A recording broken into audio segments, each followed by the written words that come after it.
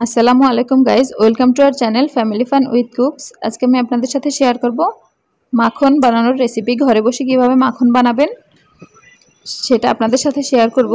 দেখতেই পাচ্ছেন আমার মাখনটা কতটা পারফেক্টলি হয়েছে, এটা প্রথমেই দেখে আশা করি বুঝতে পেরেছেন। তো আমার সম্পূর্ণ ভিডিওটি না টেনে দেখার অনুরোধ রইল। নতুন গৃহিণী আপুদের আশা করি এটা খুবই উপকারে আসবে। আর ঘরে আমরা অনেকেই হয়তো মাখন বানাতে পারি না, অনেক দাম দিয়ে কিনে খাই। সেক্ষেত্রে আমার এই ভিডিওটি দেখলে আপনাদের উপকারে আসবে। আমি এখানে কোনো পরিমাপ বলবো না, মাখন বানানোর ক্ষেত্রে আসলে কোনো পরিমাপ নেই। তো আমি এখানে প্রথমে দুধটাকে জাল করে নিচ্ছি। দুধটাকে আমি একদম জাল করতে করতে ঘন করে ফেলবো, যতক্ষণ না উপরে তেল উঠে আসে। অবশ্যই একটু পরপর নিচে নেড়ে দেবেন, না হয় দুধের নিচে পোড়া লেগে যাবে। তো আমার দুধটা জাল করা হয়ে গিয়েছে, এবার আমি দুধটাকে নামিয়ে নিয়েছি। দেখুন উপরে যথেষ্ট পরিমাণে তেল পড়েছে। তো এবার এটাকে আমি ফ্রিজে নর্মালে রেখে দেব, রাতে রেখে দেব। ঠান্ডা হওয়ার পরে সকালে আমি নামিয়ে নেব। আর এর মাঝে আমি একটা বাটিতে করে বরফ রেখে দিয়েছি ডিপে, আর এখানে দুধ রেখে দিলাম। ঠান্ডা হওয়ার পরে যে দুধটা নর্মালে রেখেছিলাম সেটার সকালবেলা এবার আমি দেখুন সরটা আর তেলটা কিভাবে উঠাচ্ছি। আমি আসলে আরও সর দুধ আগে থেকে উঠিয়ে রেখেছিলাম সর। তো আমি আজকে জাস্ট ভিডিও করার জন্য আরও 2 পাতিল দুধ জাল করেছি। আমার যেহেতু প্রায় প্রতিদিনই আধা কেজির মতো দুধ জাল করতে হয়, সেক্ষেত্রে আমি প্রতিদিনই কিছুটা সর উঠিয়ে রাখি। আমি রাতে দুধ জাল করে রাখি এবং সকালে সেই দুধটা খাই। তো সরটাকে আমি এভাবেই প্রতিদিন সংরক্ষণ করে রাখি। আর ঘি আর মাখনগুলো আমি বাসায় তৈরি করে নিই, যেহেতু এই দুটাই একটু দামি খাবার, নর্মালি কিনে খাওয়া হয় না। আর খাঁটি ঘি বা মাখন এটা আমরা কোথায় পাবো এটাও আমরা বুঝতে পারি না। তো এই দেখুন আমার আগেরও ডিপে কিছুটা করা ছিল মাখন। তো টোটাল সরগুলোকে আমি একসাথে নিয়ে, যেটা একটু ডিপে ছিল শক্ত দেখতে পাচ্ছিলেন, ওটা একটু নরম হওয়ার পরে আমি সবগুলোকে নিয়ে একসাথে ব্যালেন্ড করে নিচ্ছি। আমি এই সবটুকু থেকেই আজকে কতটুকু ঘি আর কতটুকু মাখন বসাবো, তো আমি ঘিয়ের আর মাখনের ভিডিওটা আলাদা করেছি আপনাদের বোঝার সুবিধার্থে। আমি এবার এগুলোকে খুব ভালো করে ব্যালেন্ড করে নিচ্ছি। মোটামুটি কয়েকবার চাপ দিয়ে দিয়ে ব্যালেন্ডার করে নেবেন, যাতে একদম মিশ হয়ে যায়।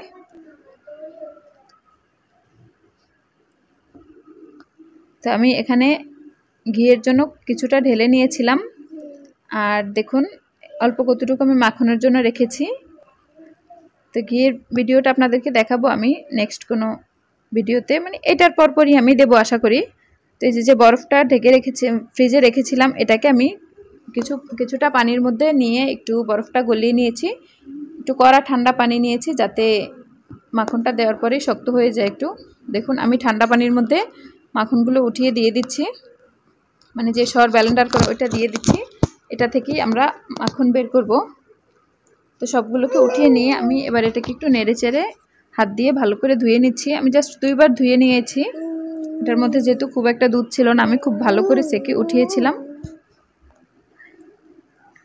তো ঠান্ডা পানির মধ্যে এভাবে খুব ভালো করে 2-3 বার একটু ধুয়ে তারপরে এটাকে আমি যে পাত্রে নেবেন ওই পাত্রে রাখবেন। আমি এই ছোটো বাটিটা রাখবো, সেক্ষেত্রে আমি এটাকে ধুয়ে এই বাটিটার মধ্যে উঠিয়ে নিচ্ছি।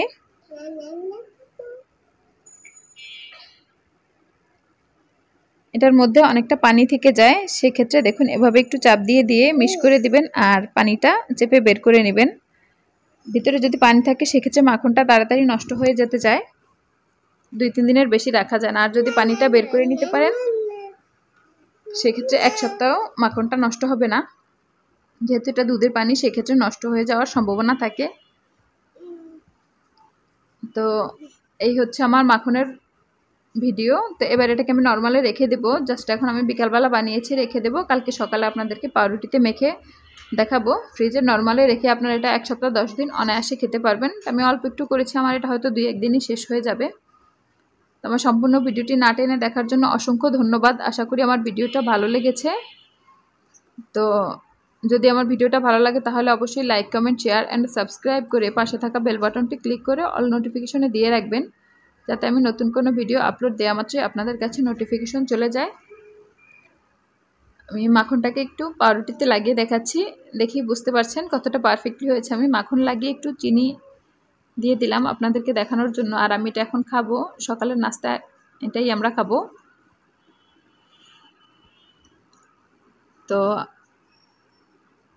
কি আর বলবো, এটাই বলবো যে আমার চ্যানেলটি যেহেতু নতুন, একটু সাপোর্ট করবেন প্লিজ। আমার সাবস্ক্রাইব খুব একটা বাড়ছে না রিসেন্টলি, তো আশা করি আপনারা একটু সবাই মিলে সাপোর্ট করবেন। আমার ভিডিওগুলো কারো না কারো তো অবশ্যই উপকারে আসে, তো যাদের উপকারে আসে তারা অবশ্যই একটু সাবস্ক্রাইব করে দেবেন।